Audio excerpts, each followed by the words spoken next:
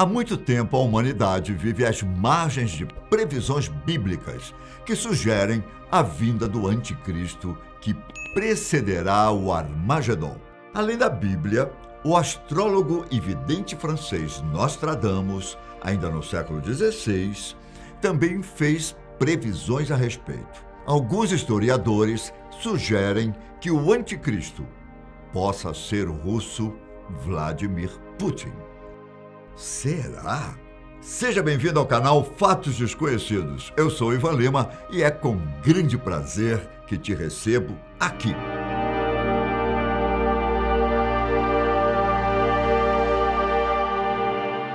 De acordo com previsões, o mundo pode estar se aproximando do fim dos tempos. E um dos sinais é a revelação do anticristo à humanidade.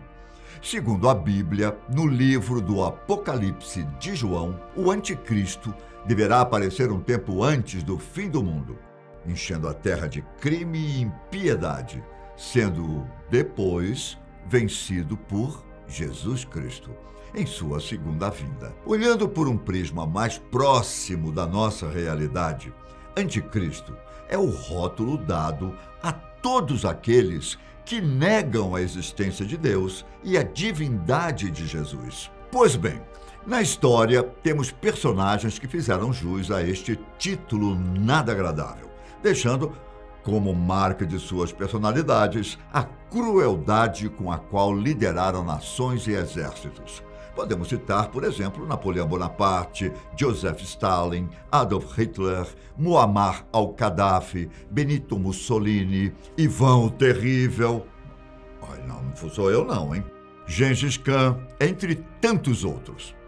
Dois deles foram citados por Nostradamus como sendo o primeiro e o segundo anticristos, Napoleão e Hitler. Contudo, o vidente nunca revelou o nome de ninguém, pelo menos não diretamente. Quando o nome surgia em suas quadras, ele o fazia usando anagramas. O rei Napoleão, por exemplo, foi mencionado em uma das quadras como sendo Pauá Nai Lohon, que sugere ser Nepulon Roy. Em suas previsões, Nostradamus afirmou que o homem de cabelos curtos, como foi citado nas quadras, seria temido e faria tremer a Itália, a Espanha e a Inglaterra. O vidente ainda teria alertado os franceses, dizendo, abre aspas, fará mal em escolher o de cabelos curtos. Sua força será exaurida por ele, fecha aspas. No entanto, historicamente, todos sabem que Napoleão não foi o anticristo que Nostradamus previu ser. Ou não seria a respeito de Napoleão que o vidente teria escrito.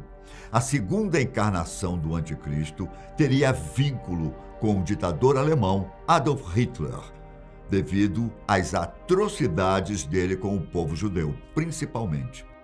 Seu intuito era dominar a Europa e, para isso, ordenou a morte de mais de 17 milhões de civis.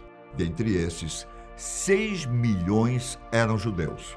Apesar dos números, Hitler também não se encaixa na definição bíblica do anticristo.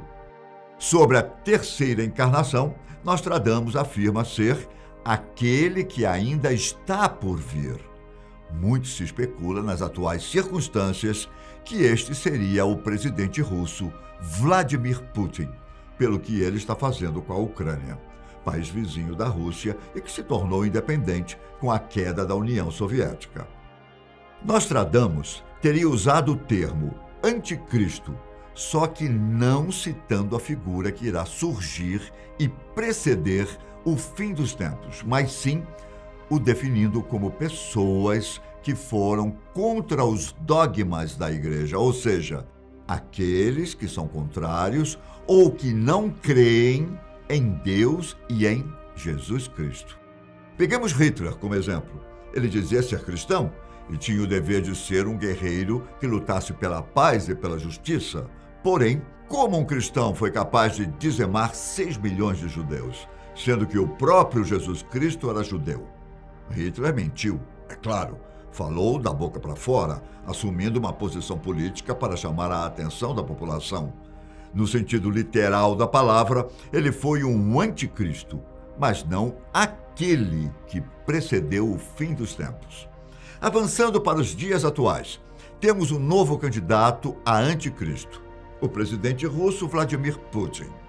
Alguns historiadores, inclusive estudiosos das antigas profecias, alegam que Putin pode ser o anticristo, especialmente a terceira encarnação prevista por Nostradamus. Para quem não conhece a história de Vladimir Putin, ele se tornou presidente da Rússia logo após sua aposentadoria como oficial da KGB, o Serviço Secreto Russo. Em 1999, com a renúncia de Boris Yeltsin, Putin chegou à cadeira da presidência e conseguiu ser eleito no ano seguinte para um mandato completo.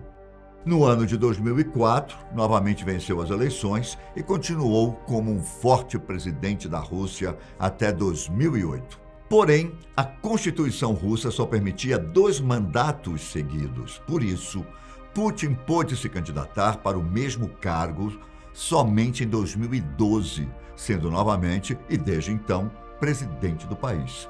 Sua política interna é ainda venerada por grande parte da população, que migrou do socialismo para o capitalismo e passou a entender melhor o valor do dinheiro e o que ele pode comprar. Os russos também passaram a usufruir do direito de ir e vir da forma mais ampla, tendo maior liberdade nas tomadas de decisões, chances de sair do país e conhecer o resto do mundo, da mesma forma que o resto do mundo passou a conhecer melhor a Rússia. No entanto, as tensões com nações do Ocidente, sobretudo com os Estados Unidos e alguns países da Europa, tem sido uma marca constante do governo de Putin. Nesse mesmo sentido, sua administração não construiu uma boa relação diplomática com vários outros países, como a Ucrânia, por exemplo, que agora está sob o ataque russo.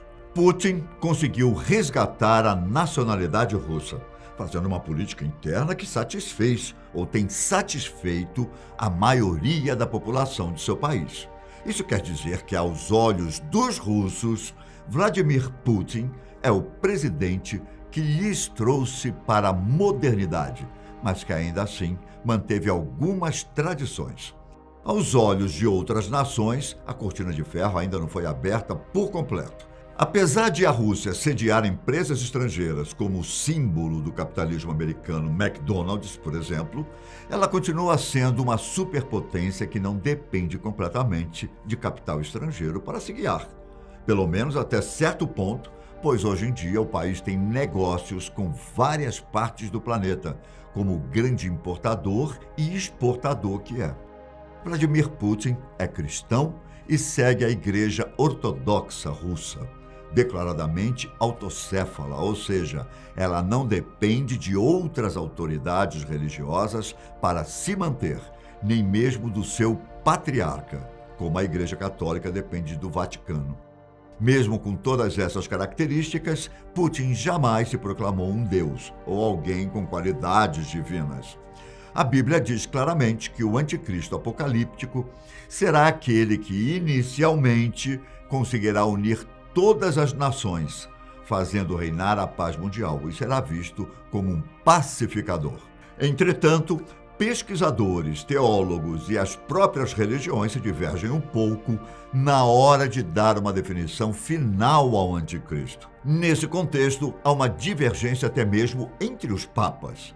O Papa Pio IX, por exemplo, disse em seu tempo que Satanás enviaria o anticristo com o título disfarçado de Jesus Cristo. O Papa Pio X disse que o anticristo tem uma marca única, a de afirmar que é Deus, a fim de tomar o lugar do verdadeiro. Bento XVI disse que a violência é a ferramenta do anticristo e que o filho da perdição é o significado do anticristo. Já o atual Papa Francisco diz que a fé cristã não é uma ideologia e, citando o apóstolo Tiago, diz que os ideólogos da fé formam o anticristo. Então, após ouvir tudo isso, é fácil chegar ao veredito de inocente para Vladimir Putin, sob a acusação teórica de que ele seja o verdadeiro anticristo. O presidente russo nunca mostrou complacência em relação a outros países, a não ser a sua pátria, e muito menos tentou unir ou desejou ver os países unidos. Se a Bíblia estiver mesmo correta, a humanidade experimentará uma incoerência muito grande entre a sensação de paz que sentirá enquanto estiver ouvindo as palavras de Satanás por meio de seu enviado, o Anticristo, que fará se passar por Deus. Contudo, salvos estarão aqueles que creem na palavra divina e que conhecem seus reais preceitos. Enfim, comente aqui embaixo quem você acha que provavelmente será o anticristo. Eu fico por aqui, um grande abraço e até a próxima. Tchau!